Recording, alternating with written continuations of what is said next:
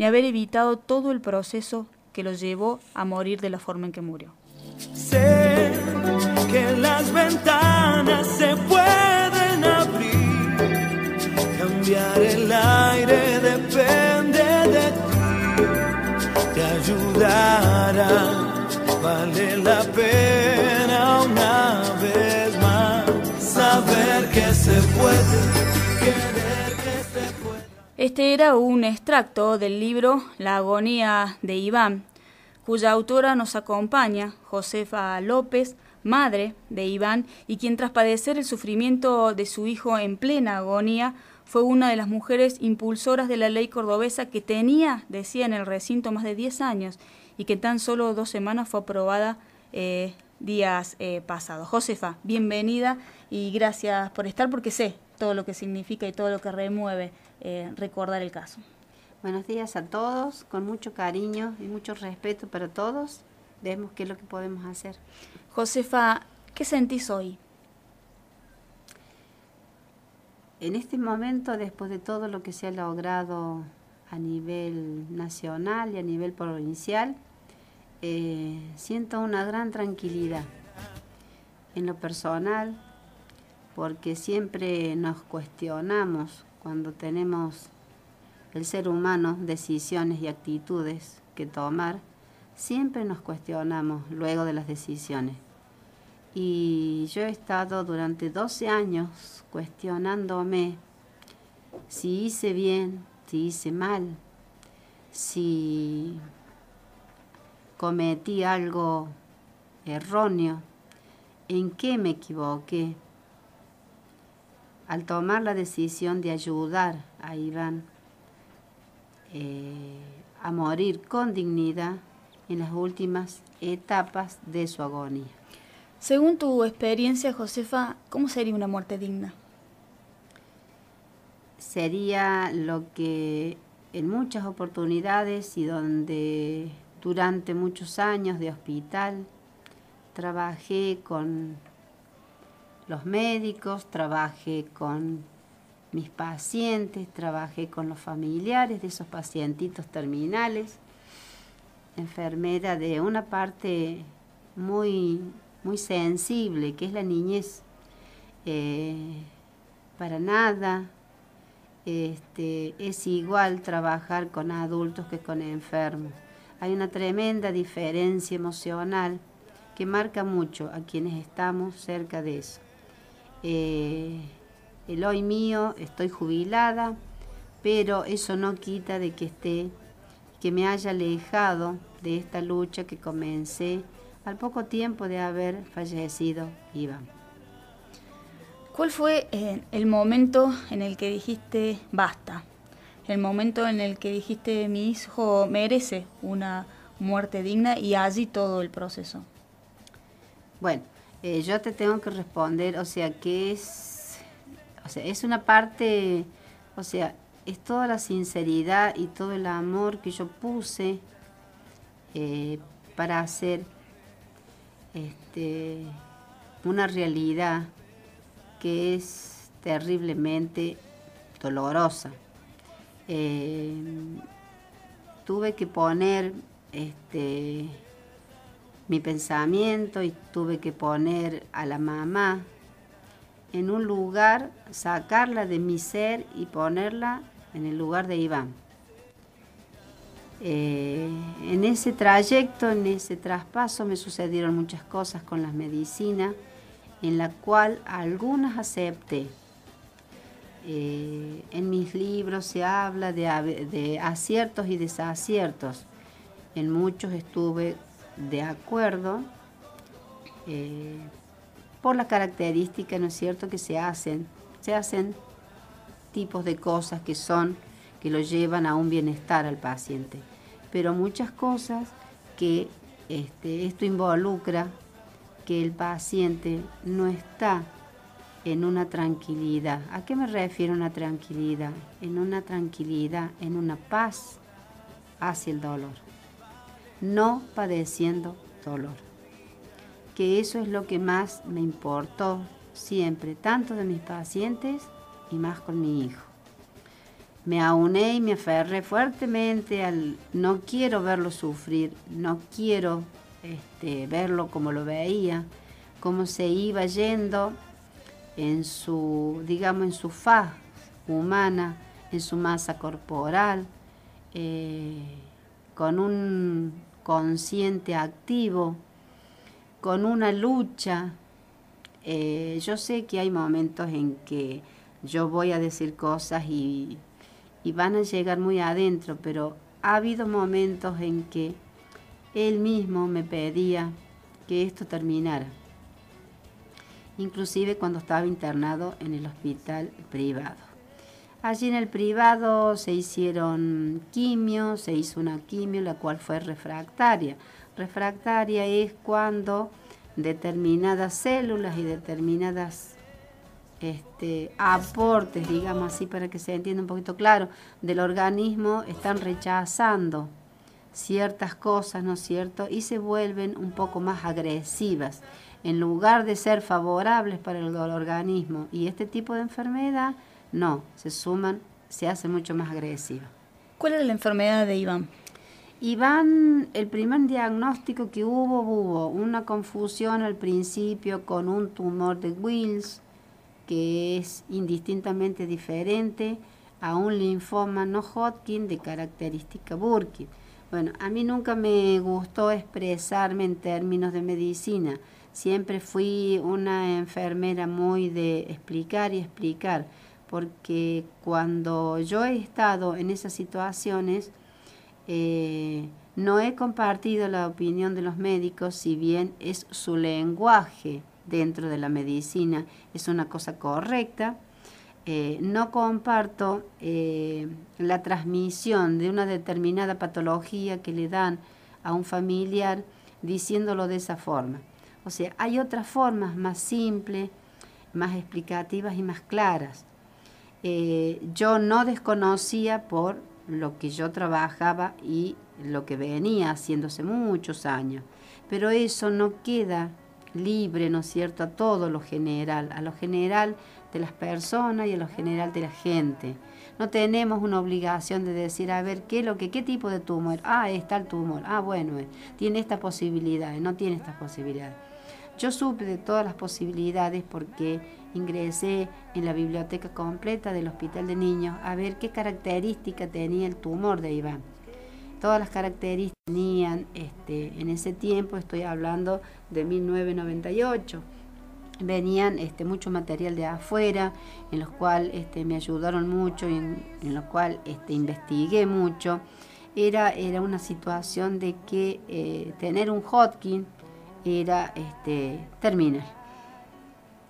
¿Cuántos años tenía tu hijo cuando se le detectó esta enfermedad y cuánto tiempo duró esta agonía de Iván? Iván tenía 16 años cumplidos, cursaba el tercer año del Mariano Moreno de acá de Río Ceballos. Tuve una hermosa experiencia de vida con todo el colegio, con sus profesores, con sus amigos, con sus compañeros, los cuales lo acompañaron hasta último momento. En ningún momento lo dejaron solo. Hasta hace 2 días atrás que recibo un mensaje de uno de sus amigos en el cual estaba orgulloso de su mamá. Yo siempre fui como una mamá espiritual para ellos, para sus 4 amigos. Un hombre que hoy es un hombre grande, que tiene la edad que tendría Iván, en el que me dice que por fin lo lograste, vieja, tantos años, y todo lo que hiciste te das cuenta que lo hiciste bien con mi amigo. Bueno, esas son cosas muy reconfortantes. Cuando todo esto sucedió, Iván estaba en el colegio, hubo muchas cosas que yo las tenía que hacer por pedido de él. O sea, todo se basó, los 5 meses que duró esta enfermedad y que finalmente se lo llevó a Iván, prácticamente me dediqué únicamente y exclusivamente al bienestar y a la vida digna de Iván y a la muerte, ¿no es cierto?, de Iván. Y bueno, esos fueron el caminito que fui recorriendo de a poco.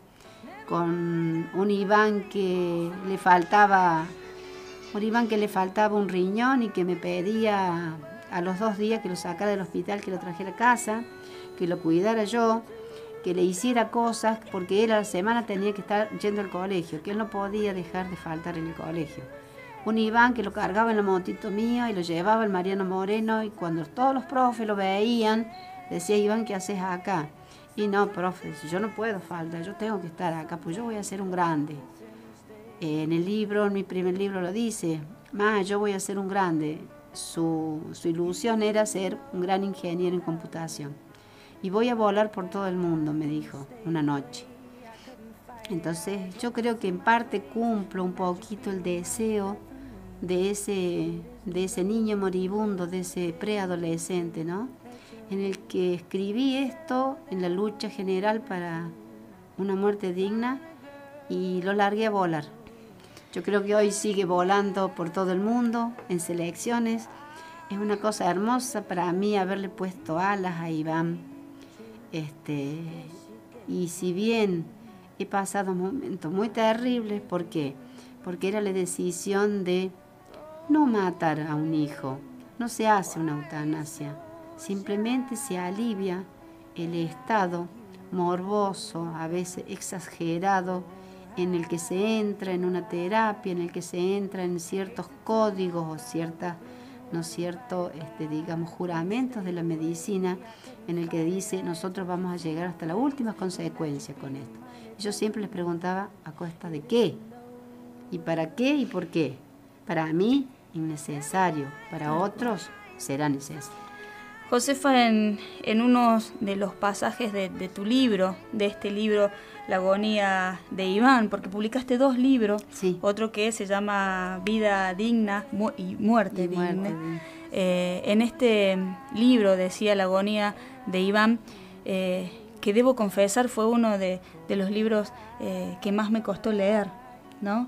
Y soy asidua lectora, es tristísimo, ¿no? Llevar adelante esta agonía como madre, y hasta uno como lector la padece, ¿no? En estas pocas líneas que escribís en La agonía de Iván. Pero decía, en algunos de los pasajes de tu libro vos evitás nombrar algunos profesionales por una cuestión ética, imagino por lo que tiene que ver.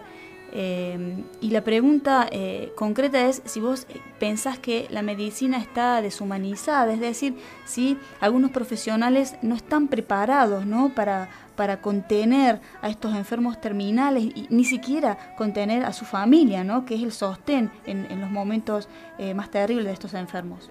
Sí, justamente es una de las cosas que más he hecho hincapié cuando he estado reunida con los señores legisladores, trabajando esta voluntad anticipada que hoy, y es que un cachito de un pedacito de párrafo de muerte digna, ¿no? Es una de las cosas que yo le pedía por favor que cuando ellos estén y tienen más acceso que yo, porque yo soy una simple hormiguita de todo esto que es una inmensa sociedad en la que se cuestiona y en la que se deciden muchas cosas, pero que salgan de la universidad los futuros médicos, los hoy estudiantes de medicina, que salgan con una conciencia hacia la vida, sí, por su trabajo y por el legado hipocrático que quedó, pero que salgan con una conciencia hacia la muerte, de decir: bueno, voy a tratar de hacer todo lo mejor que pueda, hasta que yo vea que ya no puedo. Entonces, ¿qué hago? Y bueno, dejarlo libre de dolor y dejarlo que se vaya de la mejor manera posible. Eso es lo que yo hoy por hoy le pido a la medicina, por todo lo que me ha tocado con respecto a mi salud, y que no ha sido simple, ha sido bastante complejo todo. Soy sincera al decir que he estado atendida por mala medicina, por mala enfermería, y he estado rodeada de muy poca, digamos, actitud humana, sensibilidad, falta de conexión, falta de compasión hacia determinadas actitudes que tienen que hacer con uno. Entonces yo digo, la pucha, si en esto que yo estoy todavía habilitada para expresarme, para decirle no, yo he parado prácticas, porque me han parecido demasiado agresivas. Entonces digo yo, no, o sea, yo las he parado, y las he parado el año pasado haciendo determinados estudios. O sea, no es por el conocimiento, es porque es mi dolor, es por mi cuero, es mi padecimiento, es lo que yo siento. El no sentir pasa por una capa muy fina que nos ponemos, ¿no es cierto? Es el poder seguir trabajando con estas cosas. Pero eso no quita que perdamos la sensibilidad y decir, bueno, la pucha, si esto no trasvasa, si esto no pasa por algo, bueno, voy a parar eso. No es que lo voy a dejar de hacer, no. Le hago una anestesia, alivio esa parte, bloqueo esa parte y sigo haciendo y llego hasta lo que yo quiero conseguir, a ver qué diagnóstico tengo de esta mujer, qué diagnóstico sale de esto. Pero no es que sea tan, o sea, es una cosa que es demasiado exageradamente invasiva en algunos casos. En algunos casos, cuidado, no estoy diciendo que sea una cosa, una generalidad. Hay médicos que hay que sacarse el sombrero, hay enfermeras que hay que sacarse el sombrero. Pero hoy por hoy tenemos una medicina competitiva, materialista, así como está todo un núcleo en nuestra sociedad, ¿no es cierto? Que yo traté en aquel entonces de bloquear todo eso. O sea, es como que yo le di la contra a la medicina. Ellos me dijeron, yo enfrenté, porque ahí no había ningún médico que se acercara a la mamá de Iván o a la enfermera, le dijera, señora, mire, esto va en estas condiciones, esta situación y esto. O sea, yo tuve que ir al consultorio de la doctora, de la oncóloga, y le dije, doctora, éramos compañeras de trabajo, trabajábamos en la parte de hematología del hospital de niños. Entonces le dije, doctora, ¿cuántos días le queda a Iván? Palabras textuales porque están en el libro. A lo sumo 4 días. A Iván me lo llevo. Eso lo tenemos que decidir el equipo oncológico. El equipo oncológico no va a decidir nada. Acá la que decide es la mamá. Y la mamá toma la decisión de llevárselo a Iván a su casa. Ustedes, ¿en qué condiciones me lo dan? ¿Y con qué característica para yo poder manejarme con esto? Yo lo único que les pido, que me den las indicaciones médicas, que me den los pasos a seguir. Yo voy a tratar de hacer lo mejor que pueda, pero en casa. Eso es responsabilidad suya, señor. Desde el momento que Iván se retire de acá, Iván deja de ser un paciente oncológico.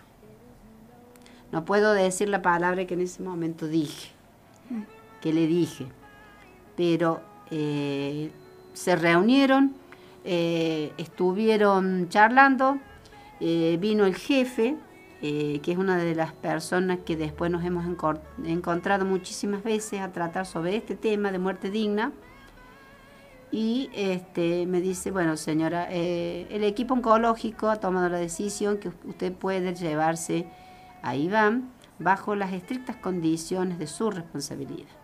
¿Qué es lo que tengo que hacer? Usted tiene que firmar acá. Bueno, firmé todo, arreglé todo.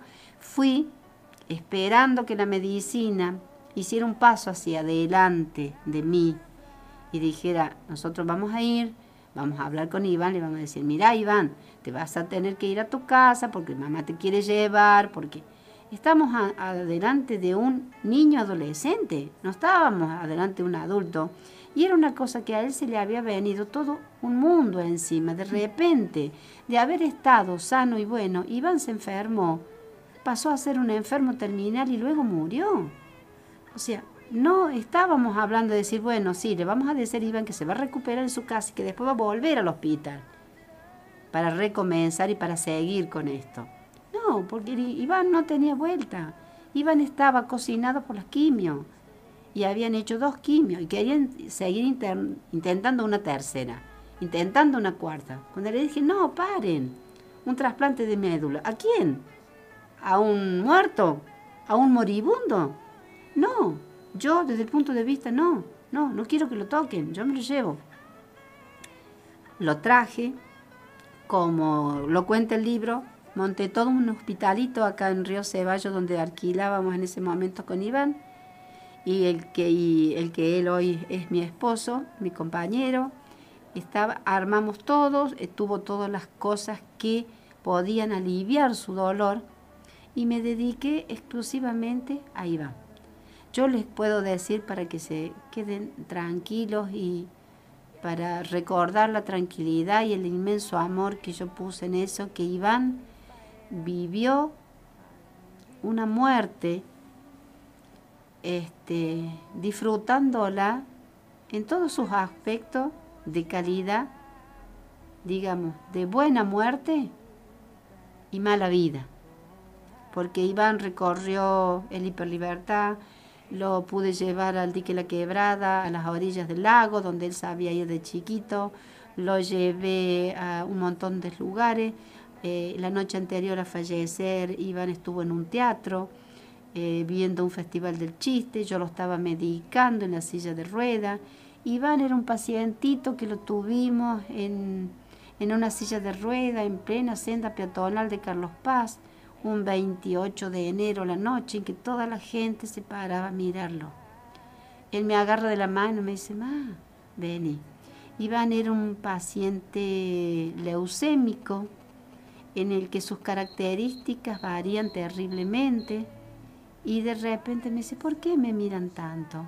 ¿Por qué la gente me hace eso? ¿Por qué me miran?". Entonces le digo: "Mira, Iván, vos no te hagas problema. La gente te mira porque vos causas una sensación muy rara. ¿Por qué? Porque vos sos un paciente, vos sos un enfermo que tendría que estar en este momento en una terapia, esperando lo que vos sabes que ya hemos hablado. Pero vos tenés tanta fuerza y vos tenés tanta fortaleza que vos estás viviendo estas cosas hermosas y las estás aprovechando. Todo, vamos, que ya es hora de empezar, que ya va a empezar la obra de teatro que vos querés, y después veré". Estamos con Josefa López, el tema, la flamante ley de declaración de voluntad anticipada y muerte digna. Ya regresamos. De todo un poco. La única revista que no se lee, pero Sé que hay en tus ojos con solo mirar que estás cansado de andar y de andar. Para quienes recién se suman a esta emisión de Todo un poco, estamos con Josefa López, mamá de Iván, una adolescente que tras padecer una terrible agonía falleció. A partir de allí la pelea de esta madre por lograr esta ley que finalmente fue aprobada la semana anterior y que tiene que ver con la declaración de voluntad anticipada y muerte digna. Antes de continuar, Josefa, con alguna de estas inquietudes que tenemos, la gente ya se está comunicando y nos pregunta dónde se pueden conseguir estos libros, ¿no? Recordamos que Josefa tiene 2 libros publicados a raíz de su experiencia. El primero de ellos tiene que ver con la agonía de Iván, que bien vos lo decías, es la base, ¿no?, de esta muerte digna. Y después el otro, el segundo, el último que tenés, que es Vida digna y muerte digna. ¿Dónde podemos conseguir esos libros, Josefa? Bueno, yo los voy a estar dejando el día de mañana en la librería que tiene la librería Asís. Aquí en Río Ceballos. Aquí en Río Ceballos. Si bien yo vivo en Salsipuedes, siempre he tenido los libros, han estado ahí. Y bueno, ahora me interesa, o sea, yo quiero que esta parte me interesa, todos aquellos que están escuchando, me interesa vender el contenido, que se entienda de lo profundo del corazón. Si bien tengo que pasar por la otra parte, es una sociedad en la que estamos insertos, es inevitable. Pero ¿qué es lo que me interesa? El contenido. El que puedan leerlo y que si le quedan dudas, que puedan llamar a la radio y decir: esta señora que dice esto, esto y esto en la radio, esta escritora que manifiesta esta cosa con tanta seguridad, ¿dónde la podemos ubicar o cómo podemos hablar con ella? ¿O por qué dice lo que dice? ¿O por qué agrede a la medicina, o por qué no agrede a la medicina, o por qué no individualiza, por qué generaliza. O sea, hay muchos por qué en los que, bueno, uno fuera del texto del libro puede llegar a explicar, ¿no es cierto? A mí lo que me gusta y lo que yo quiero es que vuele el contenido de los libros, que vuele como fue el último pedido de Iván. Él quería volar y bueno, mamá en su poco conocimiento y en su forma de hacer las cosas lo hizo volar de esta forma, ¿no es cierto? Lo ha logrado. Y cuando hablas de vender contenido también explicamos el por qué uno cuando realiza este tipo de entrevistas no lo hace por el hecho de el morbo, ¿no? Que algunos piensan, apelar a la emoción del oyente, sino en lo particular y por lo menos desde quienes hacemos de todo un poco, la intención es difundir este contenido porque habla de un entendimiento, habla de una explicación, habla de un porqué a través de un caso testigo, a través de la agonía de Iván que tuviste que padecer, Josefa, y que padecemos todo lo que leemos. Este primer libro que publicaste tiene que ver con lograr entender la decisión de otorgarle la muerte digna a un familiar cuando no lo ha podido decidir por voluntad propia o anticipada, tal cual lo expresa hoy la ley provincial. Así que todos aquellos que quieran leer estos libros, leer esta historia y a partir de allí saber un poco más sobre esta ley, pueden adquirirlos entonces a partir del lunes en la librería Asís, aquí en Río Ceballos, y por supuesto en Sal Si Puedes, están siempre en la biblioteca Ancón, allí en ese complejo cultural. Sí. Bueno, haciendo un poquitito hincapié, no sé si cuánto esto es muy estricto, ¿no es cierto?, los horarios de radio, pero yo lo que vuelvo a insistir con respecto a los libros y con respecto a lo que nos puede llegar a tocar en cualquier momento de nuestras vidas. Hubo una enfermera que quien les habla, que pensó que por lo que trabajaba y todo lo que hacía, que a mí nunca me iba a pasar, o mis hijos iban a estar siempre bien y yo a mis hijos los iba a ver vivos. Hoy por hoy sigo sintiendo el mismo dolor, o quizás un poquito con más profundidad, porque uno va poniéndose más grande, uno va envejeciendo, y ese adolescente que yo me hice la idea y formé un futuro de tener un hombre, de que ese hombre tuviese hijos, que esa personita tuviese familia, hoy ya no lo puedo contar. Pero yo lo único que le pido a todos aquellos que estén escuchando o que lean el libro, que por favor no se queden con la última palabra de las cosas, que si no entienden una determinada frase o terminología médica, que le pidan al médico que se le explique. El médico, le guste, le moleste o no, tiene una obligación ética de responderlo, pero de responderlo no con otros términos, ¿no es cierto?, como la terminología médica. Tiene su obligación de responderlo con la calidad que lo pueda receptar la persona que no está al tanto de esto, que no lo entiende. Porque aún a mí, como experiencia propia, teniendo como trabajo dentro de la medicina, me sucedió el choque interior que yo tuve cuando me dijeron: su hijo padece de un linfoma no Hodgkin de característica Burkitt. ¿Qué? Dije yo, adentro mío, ¿qué?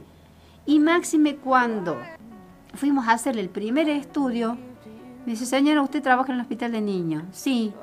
Usted, entonces, obvio, dice que yo no lo tenga que explicar. Usted se estará dando cuenta de la sombra que ve. Entonces yo le toco el brazo al técnico que estaba haciendo el estudio en un instituto de Córdoba muy conocido, como diciendo: obviemos esto. Bueno, dice, usted es enfermera, trabaja con niños hace muchísimos años, entonces dice, no hace falta que yo le explique, es obvio lo que está viendo.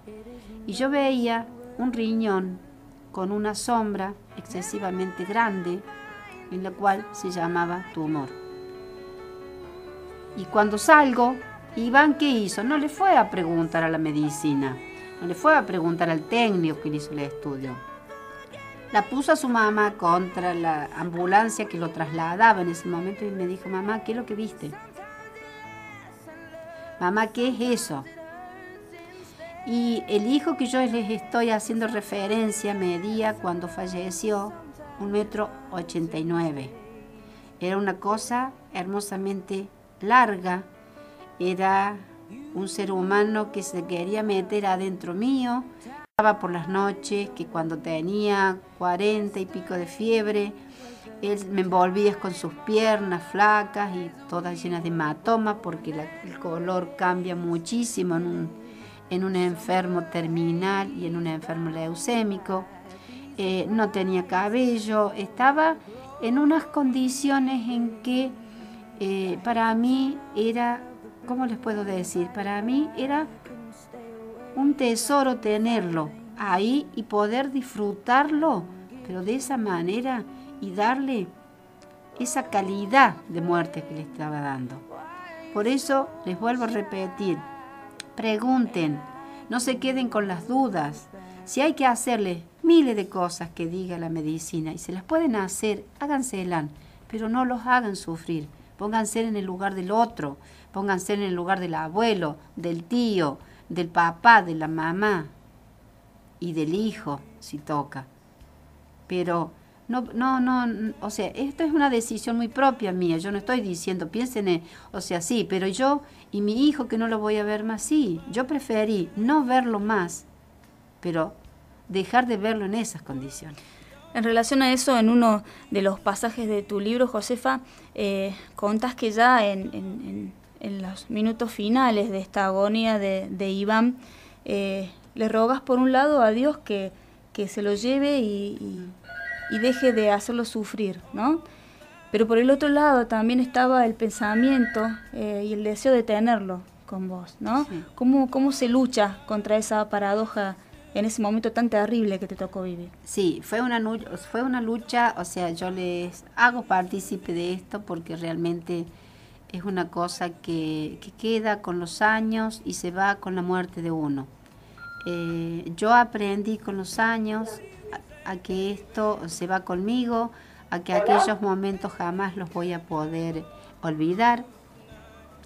Y bueno, en ese momento se me juntó un todo, ¿no es cierto? Se me juntó un todo de decidir en las condiciones que estaba Iván, todo lo que estábamos viendo con los médicos, de la forma que se venía la muerte. El tema acá terrible es hablar de la muerte. Lo que se venía, lo que se anticipaba, nada. Lo que se venía, la muerte era inminente, como en todo paciente terminal. Se venía, ¿no es cierto? Entonces había que tratar de que Iván sufriera lo menos posible.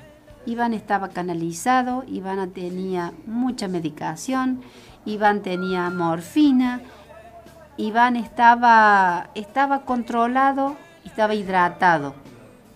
Lo único que había que hacer es continuar aliviando el dolor, entrar en su proceso de muerte. Ya era un proceso de moribundo, ya estaba con los estertores, estaba con un edema agudo de pulmón, que aquellos conocen algo de eso, es una faltante totalmente de aire.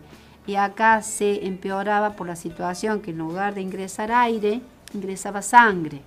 Entonces, yo quiero que entiendan todo lo poquito que uno puede llegar en la mente humana a comprender, que hoy por hoy, al hacerse tan masivo esto, yo lo único que les puedo brindar son mis libros, mis experiencias y decirles que no están matando a nadie. Josefa, algunas personas seguramente están pasando por una situación similar a la que vos pasaste, ¿no? Allá 12 años atrás. ¿Estás dispuesta a ayudarlos si ellos se comunican con vos, a poder charlar? ¿Hay algún encuentro que ustedes puedan tener pendiente para, bueno, intentar sobrellevar, ¿no?, esta situación y también explicarles a ellas de qué se trata esta nueva ley por la cual vos has trabajado también? Por supuesto que sí, o sea, todas las cosas son indistintamente en esta vida. Hay calidades de muerte y hay situaciones de muerte. Entonces, es una cosa que hay que tener, que hay que ser muy respetuoso, que hay que pararse en una postura de decir, bueno, ¿cuál es la decisión de esta familia? ¿Cuál es la decisión de estos papás? ¿Cuál es la decisión? ¿Qué es lo que quieren ellos? ¿Qué es lo que mejor quieren? Y respeto totalmente a aquellos que dicen, no, yo prefiero tenerlo a mi hijo en estas condiciones. Es una parte de mi respeto, porque yo no soy quien para venir a decirle, no, estás equivocado, porque en algún momento de esta etapa de tiempo de muerte se va a dar. Y ese hijo o ese familiar se va a ir. Pero yo no soy quien para decir, no lo hagas sufrir, mirá lo que estás haciendo. Mirá. No, eso es una cosa muy interior, es una cosa muy personal. Es un riesgo interior que ponemos a algunos seres humanos pensando siempre en los demás. Yo en ningún momento dejé de pensar en Iván y en ningún momento pude dejar de pensar en los pacientes terminales y en las demás personas. Que es esa una de las cosas que hoy me juega en contra, porque me tiene así, agarradita. ¿Cómo tenés que estar?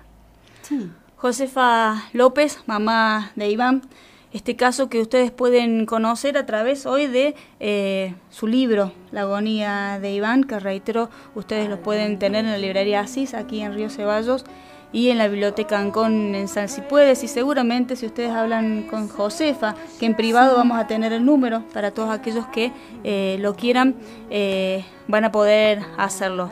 Se trata de difundir el contenido, se trata de difundir este caso testigo, y bueno, mucha gente ya se ha comunicado, José, y quiero que te lleves algunos de los mensajes, ¿no? Algunos te felicitan por hablar con tanta dignidad de la muerte, ¿no? Y tiene que ver con esto, de plantear la muerte digna. Así que muchísimas gracias a todos los que se han comunicado. Esperemos en este caso ser útiles en lo que tiene que ver con la ley y con la muerte digna. Sinceramente uno por ahí se le quiebra la voz porque Josefa tiene mucho para contar, y quizás podamos seguir con esto en otras emisiones. Me encantaría muchísimo si esto lo pudiésemos volver a tomar como referencia. Hay mucha gente que tiene un montón de dudas, hay mucha gente que no sabe qué hacer porque el médico le dice esto, porque la medicina dice otro. Bueno, yo no tengo ningún problema, ustedes saben cómo localizarme, podemos hacer, si es disponibilidad de ustedes, podemos hacer un espacio, lo hacemos un poquito, ¿no es cierto?, más amplio, más claro, más con las preguntas que son de la gente, de una profundidad y de un dolor muy, muy, muy agudo. ¿Por qué digo agudo? Porque hay gente que tiene tanto terror a la muerte y tanto terror al que se le vaya ese hijo, ese ser querido, que no se anima ni siquiera a objetarse, ni siquiera a pensar que en algún momento no puede estar más. Es tanto el bloqueo que se produce ante la pérdida de la vida, porque generalmente estamos para irnos primero, los papás nos vamos primero, no los hijos. Al ser antinatural, lo antinatural sale del ser humano. Entonces, a ningún papá ni a ninguna mamá se le ocurre pensar que de esta no voy a salir. Y he pasado por muchas situaciones y he estado al lado de muchísima gente para poder escribir lo que uno escribe, de decir, no, yo sé que lo voy a tener vivo. Y después tener que acompañarlo en todo eso. Pero la negación hacia la muerte es una cosa y es una parte importantísima de la vida. Josefa López, muchísimas gracias. Gracias a ustedes. Y bueno, en cualquier momento que se pueda y esté disponible, acá estaré. Está transmitiendo 104.3